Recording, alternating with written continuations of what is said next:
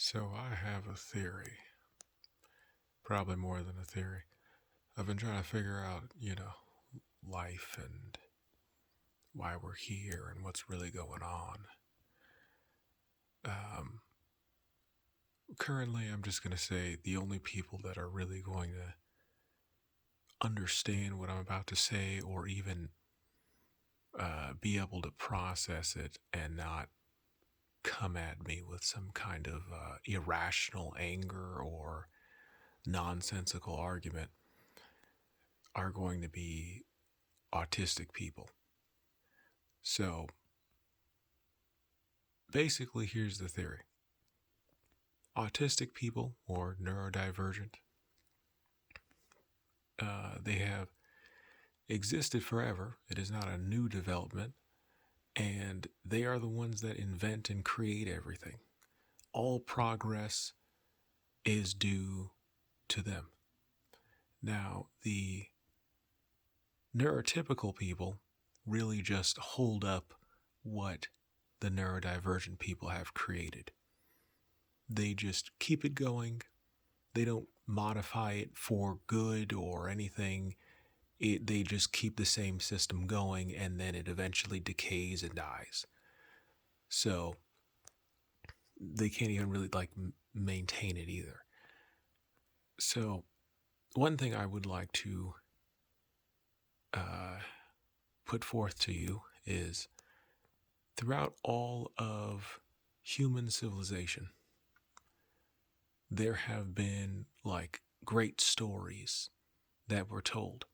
We have the Iliad, the Epic of Gilgamesh, the uh, Dante's Inferno. There's so many. There's so many poetic, amazing stories, but also over time, these stories that give us an insight into humanity have, or at least a part of humanity, they have been inverted. So at first, the Iliad was amazing in its original form, made by Homer. Then the Romans inverted it because they, wanted people to be controllable and they wanted people to believe something different. Now, you can go look into this yourself, but this has been happening with, the great works throughout time. They have survived, obviously, in their original form, but I think that what happened was a similar thing to what happened to modern art today. So I think that neurodivergence made these amazing stories, and then neurotypicals came along and basically ruined it. They couldn't make their own, so they just made everything the opposite. Could be that way, and it could also, well, because if you read the poorly done inversions, there's no imagination to it at all.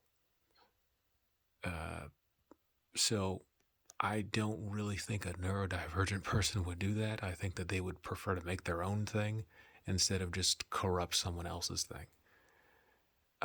Also, examples of modern day. Michael Jackson made amazing music, some of the greatest music anyone's ever heard. And they still try to make money off him today.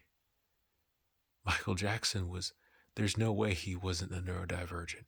He was so amazing. Now, the crazy thing is that they still try to put on shows, and he's not alive anymore, but they still try to keep making money off of him even after he's dead. It's disgusting that they do that. Now, the remixes of his songs, I think the original versions are much better.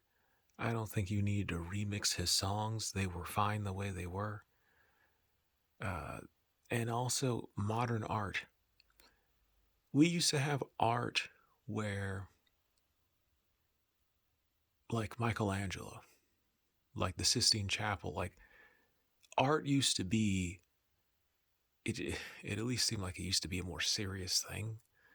But now today you do have plenty of artists today, sure, but the issue is now there are things that people call art that are not really art.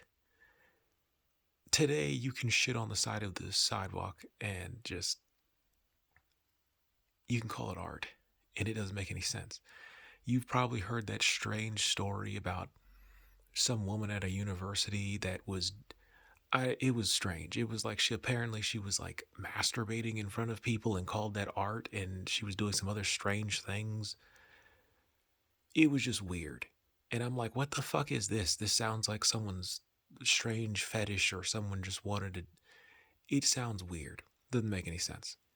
I remember when I was in uh, college, I I was disgusted because I had an art teacher. I've never had a good art teacher.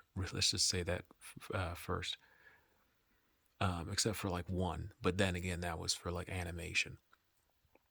For actual art, the teachers were terrible.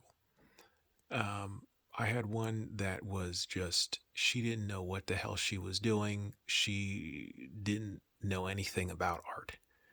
She, and she was also just terrible in general. Was a terrible person.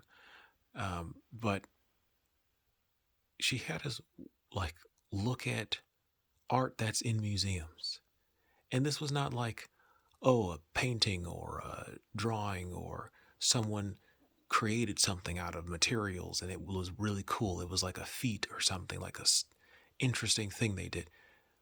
No, it was some guy stacked a bunch of colorful balls in the corner of a room and called it art. If you ever saw it, you would just think it's a bunch of colorful balls. Okay, so a guy was trying to make a ball pit. But there's supposed to be some crazy backstory to it about some guy and his gay lover, like his lover died from AIDS or something, and he piled a bunch of balls into a corner. It's stuff you would never even think was. You don't think about that when you look at that. It doesn't convey anything. It conveys it's a bunch of balls piled up in the corner of a room. It's weird. Anyway, I think that art can be all manner of different things, but there's a certain point where it's just like, what the hell is this? Like, you can do a lot of crazy things with art. You can do stuff that most people wouldn't even get. But there's a certain point at which it's just, okay, now we're doing strange fetish things in front of people. Now we're doing nothing, really. It's just maybe in other places people do real art. People still, do interesting things. But if someone places a chair in the middle of a room and says signifies the establishment or something or whatever, I can't, dude. I can't. I don't. I don't know what any of this is. Anyway, I just want to say, like, it seems like culture stories, things get inverted over time, and the inversion is really destroys everything. But the originals of what existed do still persist, which is good. Um, Aside from that, maybe I'll jump on here and still talk about, I don't know, whatever. But yeah, I just wanted to crash out for a second on that particular thing. Oh, yeah, and if you were wondering, the thing I have up here is the mandala. Yeah, I'm pretty sure that's how you say it. Anyway,